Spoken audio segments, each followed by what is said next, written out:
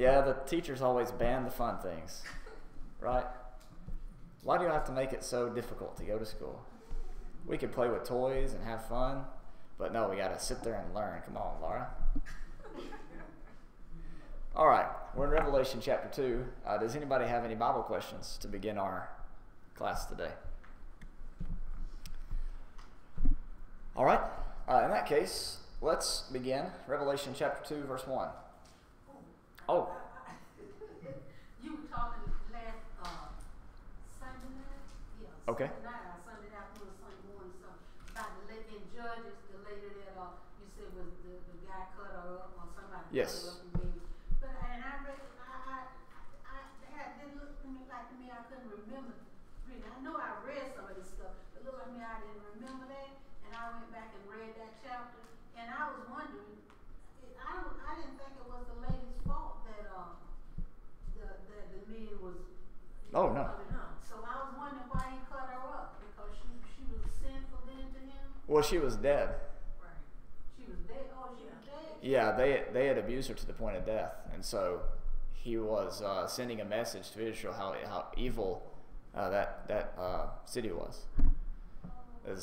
Yeah. Did the lady was the lady the man in the house? Was that his daughter, or was it whose daughter was she? That was it. That in that case, it was his concubine. Yeah, his wife. Didn't he offer his daughter too? He did offer his daughter, but he threw out his concubine out in the middle of him. So it wasn't his wife. It would have been like Hagar. Yeah. Had a daughter? I don't remember no daughter with it. The man of the house. I think he had a daughter. He had a daughter. I think that mixed up with what's called his son. Same thing with Lot. Lot had daughters. That's not the guy that Lot was in his house. He had daughters too, but this guy had a daughter too. I think he had. Yeah, he offered his virgin daughter in Judges 19:24. Okay. I didn't remember that. That was a question I wanted to ask. I said, well, I couldn't figure out why they cut the lady up if she was I didn't think she did anything wrong. No, he did something wrong by throwing her out there. But it's just such a dark chapter. Yeah, that's Judges 19:24. You read about his daughter, but he just took his concubine, not his daughter. But you're right. That's almost exact word for word what happened with Lot as well. All right. Revelation chapter 2, message to Ephesus. Jesus writes, "To the angel of the church in Ephesus write, the one who holds the 7 stars in his right hand, the one who walks among the 7 golden lampstands, says this: I know your deeds and your toil and perseverance, and that you cannot tolerate evil men, and you put to test those who call themselves apostles, and they are not, and you found them to be false. And you have perseverance, and have endured for my name's sake, and have not grown weary." That's one sentence. So, first off, verse 1, to the angel. The word angel comes from the Greek word angelo, or angelos, you could say. Angelos, how it appears here, though. Now, when you read that word angel, I mean, hey, this is Christmas time, right? You're thinking of halo, white robe, big harp, Jesus is born, Mary, you're going to have a child, that kind of angel, right? Or Jesus' resurrection, the 2 men with the white robes sitting on the stones, that kind of thing. There's another angel described in the Bible, though, and this man didn't look that great, probably a little bit dirty. He had camel hair for his garment. He had a leather belt, ate locusts and wild honey, and he was called an angel or a messenger in Mark chapter 1 and verse 2. In Mark 1 and verse 2, this description of John the Baptist is given, as it is written in Isaiah the prophet, "Behold, I send my angelo," messenger, same word in the Greek as is translated messenger here in Revelation chapter 2 and verse 1, and in every case in Revelation 2-3. "Behold, I send my messenger ahead of you, who will prepare your way, the voice of one crying in the wilderness, make ready the way of the Lord, make his paths straight." So this description of John that's taken from the Old Testament is a passage that uses the same word angel. Now, John certainly didn't have long flowing blonde hair and a harp. he had pretty difficult times, even to the point where he was beheaded for the gospel that he spoke. Now, when you read this word angel in Revelation 2 verse 1, the context has to determine what type of angel it is. We might think of a guardian angel, but I think it's better, in this case, to picture it like an angel like John, a preacher, a minister, a spokesperson for the congregation. Lonnie? I think the church was established at this time.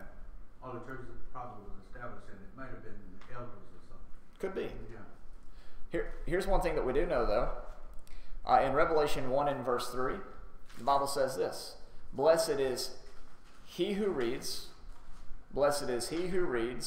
and those who hear the word of the prophecy, and heed the things which are written in it, for the time is near. So there was one that was to be the herald, so to speak, the one that would read the letters to the congregation, the one who reads, those who hear. So the messenger here is most likely the one who reads. It's addressed to him. He's supposed to take it and deliver the message to the congregation. Second off, we know this word Ephesus, this church in Ephesus, is pretty popular in the scriptures, right? We can think, obviously, the book of Ephesians, but those who have, how in Acts it says, Paul was here for such and such many years, he was there for so many years, he was there for so many months. They calculated it up, and Ephesus is the #1 town that Paul resided in, basically, on his mission trips. That's where he was the most frequently. And so, Ephesus, we have a lot of information in the Bible about this church to see what kind of struggles that they dealt with, what things they had to put up with. And we're going to notice in a little bit how that might play into the interpretation of some of these things here in Revelation chapter 2. So here in Revelation 2 and verse 1, he says, To the angel of the church in Ephesus write, the one who holds the 7 stars in his right hand, the one who walks among the 7 golden lampstands, says this. Now, this description of Jesus, where does it come from? Chapter 1. Just a few verses before, chapter 1, you can read verses 17 through 20, where Jesus describes what each of these different symbols mean. What do the 7 stars represent? You remember? The 7 stars? So you got 7 stars and 7 lampstands. The stars for the Thyatira, what's that? Well, that's the lampstands, the 7 churches. Lampstands, I got it mixed up. Right, so what about the stars?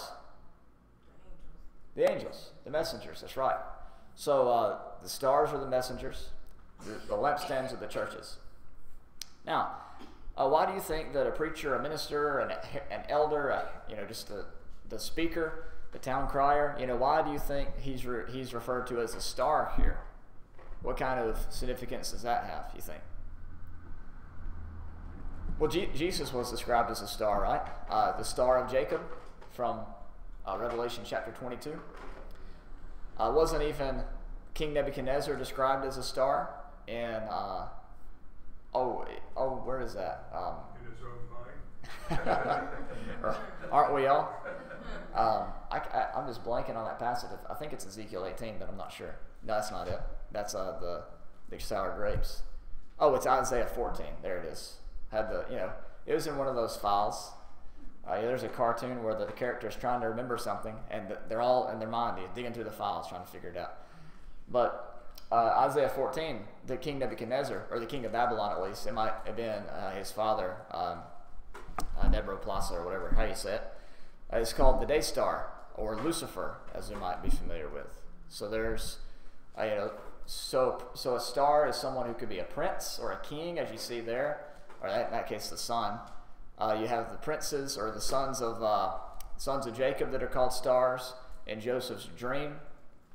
But you could even think about it as maybe the star that was over Bethlehem, over the manger, guiding the wise men to Christ. And so it may be that these stars or messengers are one who deliver the gospel of Christ to the congregation, guiding them and leading them to Jesus, to fellowship with God, to a better understanding of what Jesus did for them. Regardless of how you want to put it, there's different ways that the star symbol is used. But in this case, Jesus holds the 7 stars in his hand.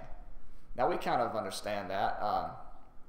You know the one fire and brimstone preacher who has that famous book or sermon or whatever, sinners in the hands of an angry God?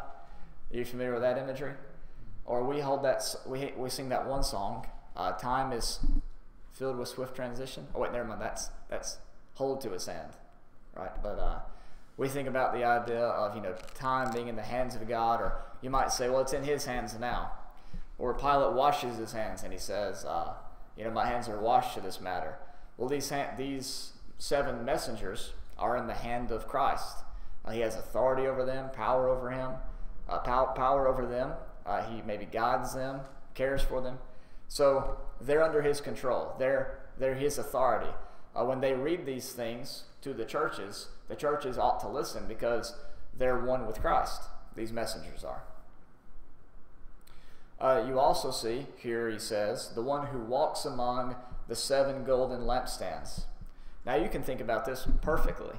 Picture a field with, you know, different rows of crops, and the farmer, you know, weaving in and out of the rows, inspecting them for pests, inspecting them for weeds, or, you know, some sort of maybe evidence that the deer have hopped the gate again and are rummaging through the corn. Some of you might know how that goes. Or eating the flowers off of Johnny's porch. And so he's walking around, looking to check the flowers. In this case, I picture Jesus kind of like a boss or an inspector, you know, walking among the lampstands, inspecting them, going to give them their evaluation, see how they're doing. That's the picture, at least that comes to my mind. And Revelation is a picture, right? It's a signs and symbols. And so it's best to picture these things in our brain to get the true meaning of them. So, anybody have anything to say about verse 1? Verse 1. All right. Verse 2. I know your deeds and your toil and perseverance. Or you could say steadfastness. That you cannot tolerate evil men, and you put to test those who call themselves apostles, and they are not, and you found them to be false. All right. A lot going on here. We have 3 words that describe positive actions that the church at Ephesus took. You have good deeds, good toiling, and good perseverance. These are positive things about the church of Ephesus. So when you think of somebody having good deeds, you know, I mean, we might think of, you know, giving to the poor, tending to the sick, tending to the orphans and the widows in their affliction. But in this case, if you notice, you have it's sort of laid out for you. Let me sort of draw it so you can see it. But he says, I know your deeds, I know your toil, and I know, or your work, you could say, or your labor, and I know your perseverance. So, the deeds, in this case, would be, if you read the second part of the verse, not tolerating evil men. Then you have toil. If you look where that goes in the verse, it is testing or trying false apostles. And then you look at that last word, steadfastness. Steadfastness. And you look at the next passage, verse 3, he says, and you have perseverance and have endured for my name's sake, and have not grown weary. So this has to do with withstanding persecution.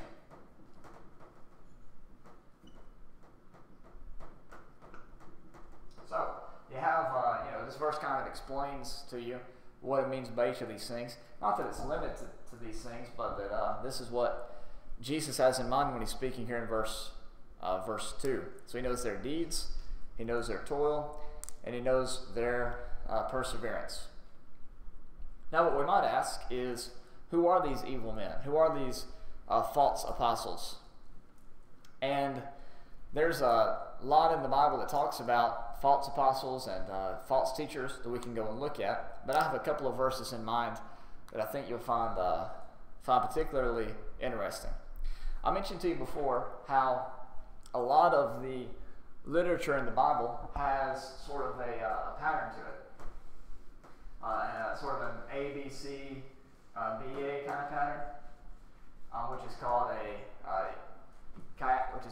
chiastic structure.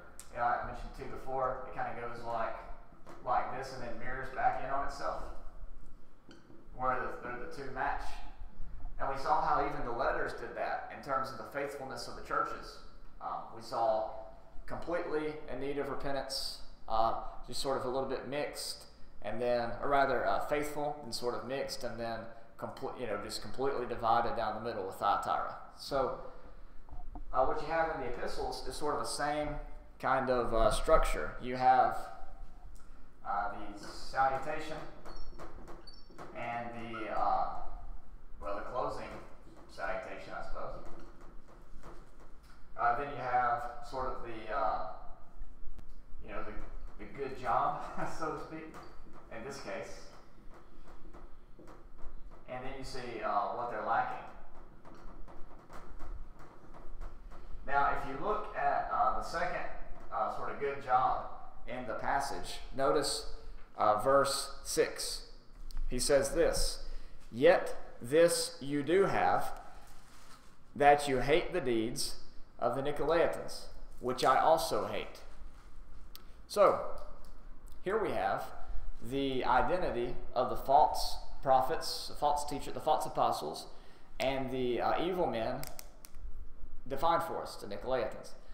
Now, if you are familiar with Revelation, and since you all have studied it before, what you probably know is that the Bible doesn't say anything about Nicolaitans except for here in verse 6, and then again in verse 15. And so you're probably thinking, well, great, that doesn't tell us anything about these people. But let me give you something about them. All right, the word Nicolaitans, and this will be in your commentary on verse 6 that I'll give to you next week. I just gave you verses 1 and 2. I wasn't sure how far we'd get tonight. Lonnie? I think it mentioned this one. I think it was mentioned in the Bible somewhere. That was a group of people, wasn't it? A tribe or something. Well, it is a group of people. Not written that way. Yeah, but it's not mentioned. It's not mentioned anywhere else that I could find besides these two passages. If you find it, let me know for sure. Okay. Here's something about the Nicolaitans, though. All right. This is a play on words. The word Nicholas, which would be the founder of the Nicolaitans, that's where the word comes from, the root word of it. It could be derived from two Greek words. In other words, like we have applesauce, that's two words put together. Nicholas is two words put together as well. The word Nikon means to conquer, and the word Laos means the people. So conquering the people. Now, if you look at chapter 2 and go down to verse 14 and 15 of Revelation, notice what he says here. He says, "I got a few things against you." This is Pergamum. "I got a few things against you, because you have there some who hold to the teaching of Balaam, who kept teaching Balak to put a stumbling block before the sons of Israel, to eat things sacrificed to idols and commit acts of immorality. So you also have some who in the same way hold the teaching of the Nicolaitans." Now here's something about that word Balaam. Now remember, Nikon means to conquer, Laos means the people. Balaam has two Hebrew words that combine to make it. Bala means to conquer, and Ham means the people. So both names mean the same thing in their respective languages, to conquer the people. All right, now that is a huge clue as to who these folks are. So this isn't necessarily a group of people following this man named Nicholas. It's kind of like Jezebel in the same chapter, right? Those who had been... Yes, ma'am? Does this Balaam have any connection to donkey? The donkey in the Old Testament, the man who rode the donkey and the donkey talked to him? Wasn't that some kind of god or something? Well, Bel was a certain god, which I guess, thinking about it now, I guess that means the word Bel may mean to conquer. I'm not sure. I'd have to look into that etymology, but This is referring to the same Balaam in the Old Testament that had the donkey that spoke to him, in the sword and the, he hit him. Ashley? I had a note that said that the Nicolaitans were basically the Greek equivalent of the Balaamites, like their modern day version of the Balaamites. So to speak. Okay, that's interesting. I didn't find anything about that per se, but let me show you something in the New Testament. Remember, Jezebel is also used, so it's a reference to the event with King Ahab and Jezebel and how they led the children of Israel away into destruction. But look at 2 Peter chapter 2. We have in 2 Peter 2 and verse 1, Peter saying this: "But false prophets also arose among the people, just as there will also be false teachers among you, who will secretly introduce destructive heresies, even denying the master who bought him, bringing swift destruction upon themselves. Many will follow sensuality, and because of them the way of the truth will be maligned. And in their greed they will exploit you with false words. Their judgment from a long ago is not idle, and their destruction is not asleep." All right. What he's going to do next, he's going to compare these people to several groups of people. First, he talks about these angels in verse 4. Then he talks about Noah in verse 5. Then he talks about Sodom and Gomorrah in verses 6 and following. But notice on down here, same false teachers, same people being described, to verse 14. He says, "But these," verse 12, sorry. 2 Peter 2, verse 12. He says, "But these, like unreasoning animals, born as creatures of instinct to be captured and killed, reviling where they have no knowledge, will in the destruction of those creatures also be destroyed. Suffering wrong is the wages of wrongdoing. They count it a pleasure to revel in the daytime. They are stains and blemishes, reveling in their deceptions as they carouse with you, having eyes full of adultery that never cease from sin, enticing unstable souls, having a heart trained in greed, accursed children. Forsaking the right way, they have gone astray, having followed the way of Balaam, the son of Beor, who loved the wages of unrighteousness. But he received a rebuke for his own transgression, for a mute donkey, speaking with the voice of a man, restrained the madness of the prophet." So, you have in 2 Peter 2 a description of these people who are later called wells without water, who try to lead the people away into back into the lusts of the world, who try to lead people again back into bondage, as he's going to say later in the chapter. They're called those who have gone the way of Balaam. And so is it too far-fetched to think, maybe, that these Nicolaitans, who share the same name as Balaam in the meaning of it, are the same group of people, same group of false teachers that Peter warned about in 2 Peter 2? Makes sense, right? Peter talks about these false teachers full of lies and hypocrisies, empty wells of water, eyes full of adultery, and he's warning the people about these potential false prophets. And he tells them that, I'm looking at something real quick. And he tells them that they're going to go the way of Balaam. And here we have in Revelation 2, people who are following same teachers that have said to have gone the way of Balaam. So it makes sense that 2 Peter 2 is sort of a prophecy of or maybe just a discussion of people at least similar to those in Revelation chapter 2. Now, that being said, it makes the most sense that this group of people would be Judaizers, right? Trying to bring people back into bondage under the old law. Sort of the same sort of bad guys, I guess, that you read about all throughout the New Testament. Troubling the churches here and there, trying to bring the Gentile Christians in subject to the law of Moses. So, all that being said, it makes sense that these evil men, these false apostles, are the same as these Nicolaitans, false teachers that would come in the last days as sort of a last attempt to draw the church into apostasy before the coming of the Lord. I had one more thought for you. To drive this home, this comparison home, look at 1 Peter chapter 1, verse 1. 1 Peter 1 and verse 1.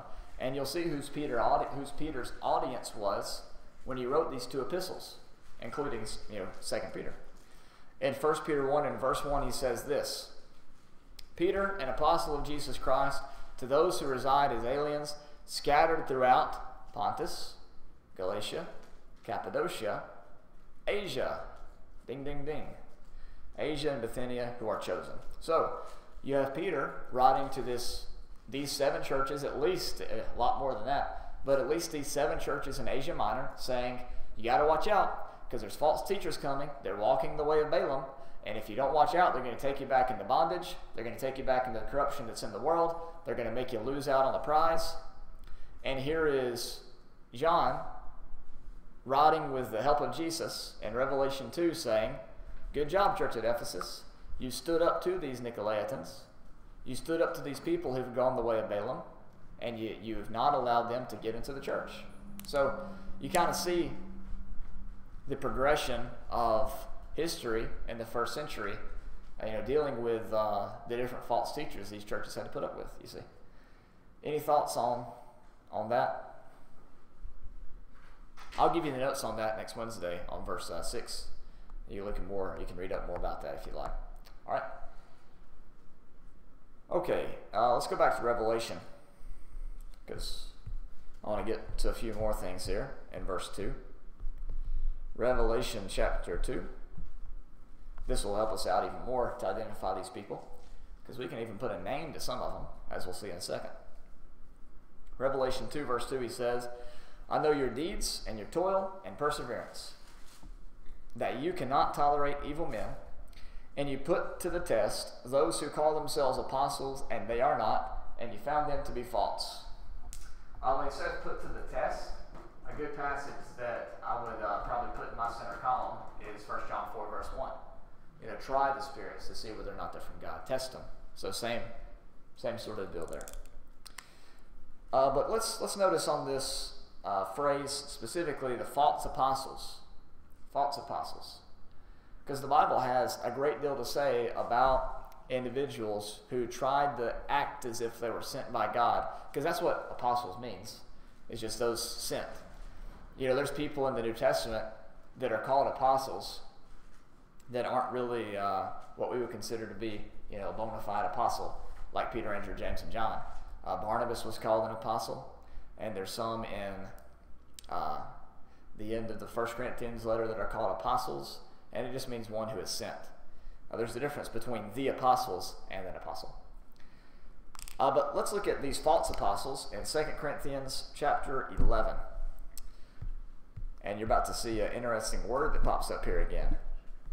2 Corinthians chapter 11 and verse 12. Keep in mind, the Corinthian church is dealing with the same things everybody else is. Judaizers, the contention between Jewish believers, Gentile believers, and Jewish unbelievers. Sort of a kind of a messed up love triangle there. The Jewish believers are trying to get some of the Gentile believers to conform to the law by being Christians. Meanwhile, the Jewish unbelievers are trying to get them all to go back under the law without even worrying about Christ at all. And you got people sneaking in the church and lying to everybody about what they believe to try to get them into their side. So, messed up group here. But 2 Corinthians 11 verse 12 says this: But what I am doing, I will continue to do, so that I may cut off opportunity from those who desire an opportunity to be regarded just as we are in the matter about which they are boasting. For such men are false apostles, deceitful workers, disguising themselves as apostles of Christ. No wonder, for even Satan disguises himself as an angel of light. Therefore it is not surprising if his servants also disguise themselves as servants of unrighteousness, whose end will be according to their deeds. So you have an interesting word, angel, again, messenger. So Satan disguises himself as a messenger of light. These false apostles, they're disguising themselves as true apostles, as messengers of light, you could say. And so there's this contention going on between those who really are representatives of Jesus versus those who are not, who are disguising themselves as if they are. And these people are sneaking in not because they honestly, truly have a slightly different opinion about something to do with the gospel, the coming of the Lord or something like that. They're not coming in because they honestly believe, whatever it is that they're teaching. They're coming in because they're trying to sneak and trick these people into following after them and to get away from the church. There's a difference between those type of people who are acting intentionally malicious and those who are, mistaken, who are mistaken on one or two things and trying their best to try to understand. You see the difference between those two people? These are people that are intentionally disguising themselves, being intentionally deceitful. But we have a lot of good brothers and sisters, and hey, even us, we don't agree on everything. We have our disagreements from time to time, and we understand that we should put our faith more in God than in our own intellect. Because if at the end of the day our faith depends on how much we got right and not in how much God loves us and how much we love God, we're going to all be in trouble. Because there's no way all of us have everything right. Maybe I have everything right. No. That's how we all think, though. If everybody could just be like me, well, you just, don't want to do that, do you? But these pseudo-apostles, they're sneaking in, they're being deceptive, they're disguising themselves for the sole purpose of overthrowing the church. And there's no excuse for that at all. And so he says their end will be according to their deeds. So what you see is, now, look, the book of Corinth was written somewhere around 56, 57, 58, something like that. And so you already have, around 5 to 10 years before Revelation is written, people sneaking in, disguising themselves as apostles, trying to overthrow the church in this way. Another passage that talks about these false apostles is 2 Thessalonians chapter 2, verses 1 and 2. 2 Thessalonians chapter 2, verses 1 and 2. He says this: "Now we request you, brethren, with regarding to the coming of our Lord Jesus Christ and our gathering together to him, that you not be quickly shaken from your composure, or be disturbed either by spirit, or a message, or a letter, or epistle, as if from us, to the effect that the day of the Lord has come." So you have people in Thessalonica that were saying, or maybe not in Thessalonica, but people trying to hurt the church at Thessalonica, that were writing a letter and signing, Paul to the end of it, or Barnabas, or Timothy, or Silas to the end of it, trying to trick them into believing that they were messengers of God. So Thessalonians, by the way, was one of the first books that Paul ever wrote. It's either Thessalonians or Galatians. There's no real way to know. But Thessalonians was one of the first books that Paul wrote, and already he's dealing with people forging letters in his name, trying to trick these people into thinking that the day of the Lord had already come. Now, your Bible might say that the day of the Lord is at hand, but that's not the same word translated at hand everywhere else. Everywhere else you have 2 or 3 different words translated at hand, must shortly come to pass, things like that. But this one, in every place in the New Testament, except for this passage and one other passage, are all translated things present. Like that one passage in Romans, nor height nor depth, nor things present or things to come. That word, things present, same word here that's used in 2 Thessalonians 2, verse 2. Do you remember that one expression, present evil age, in Galatians 1? Same word here, translated at hand in the King James Version in 2 Thessalonians 2, 2. Ashley? Okay, so at the time this was written,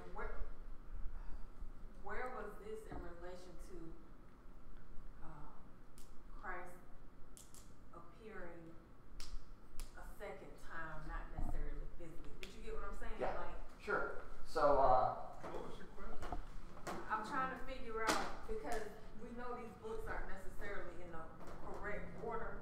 So, being that we now understand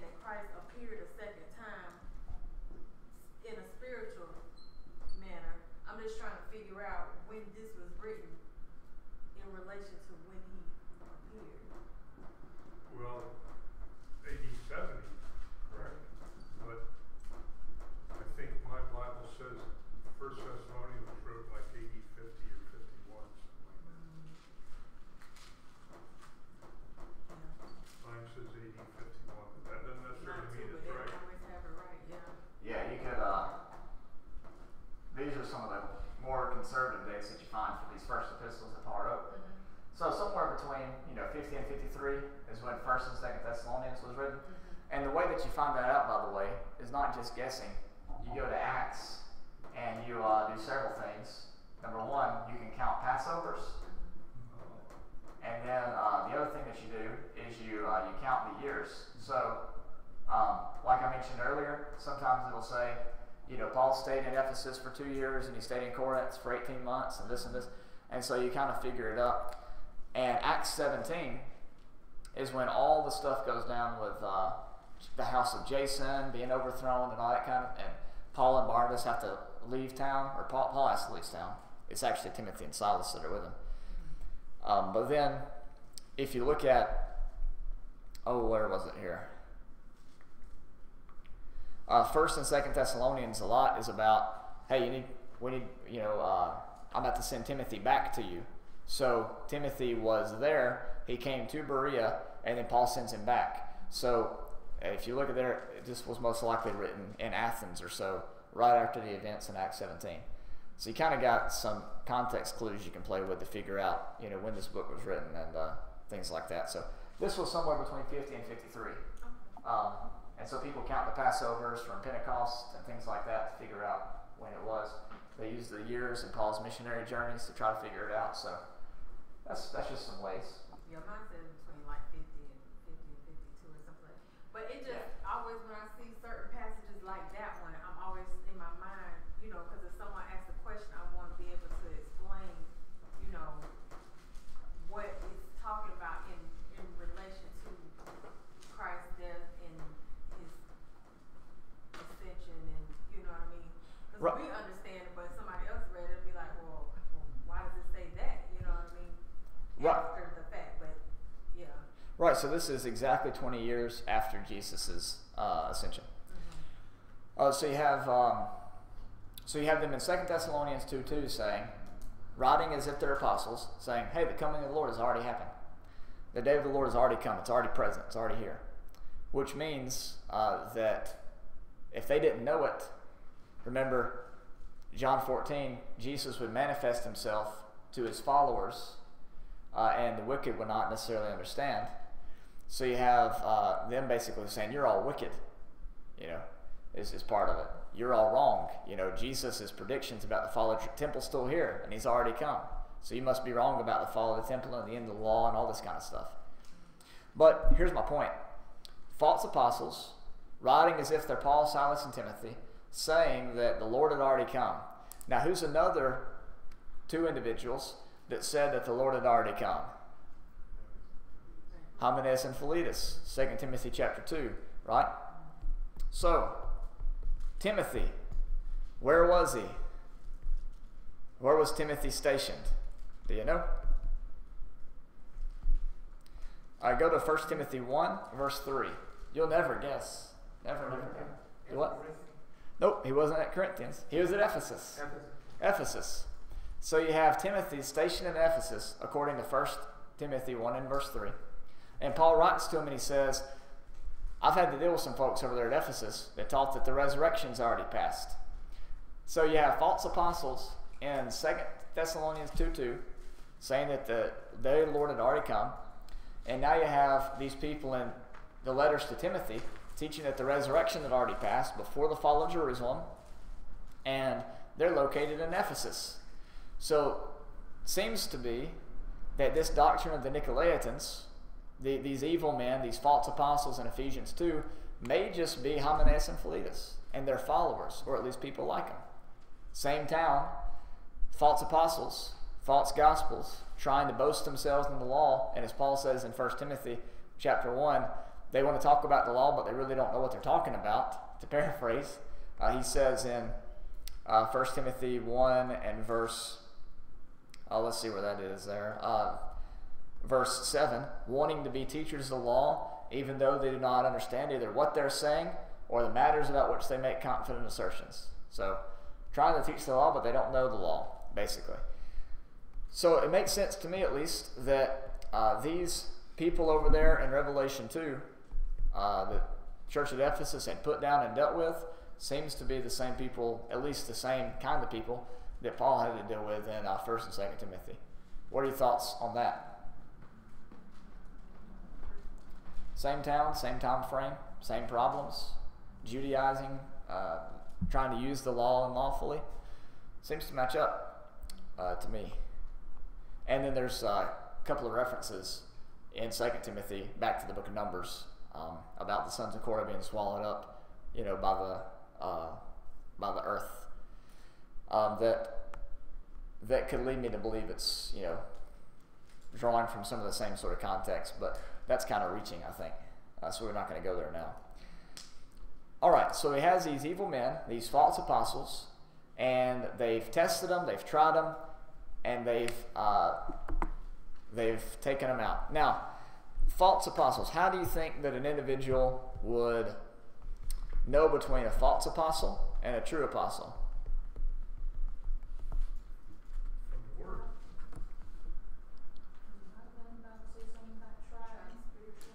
Right. All right. So how do you try them? Jimmy says check the words they're saying. Right. Match up which words to what words. All right. So you can examine their teachings. What else can you do to test an apostle? What could apostles do? And what else? Somebody said something else. I said lie. Right. So let's go take a look at the miracles part. Go to 2 Corinthians 12.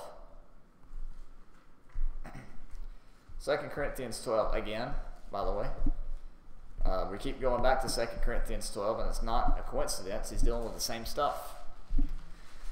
2 Corinthians 12 and verse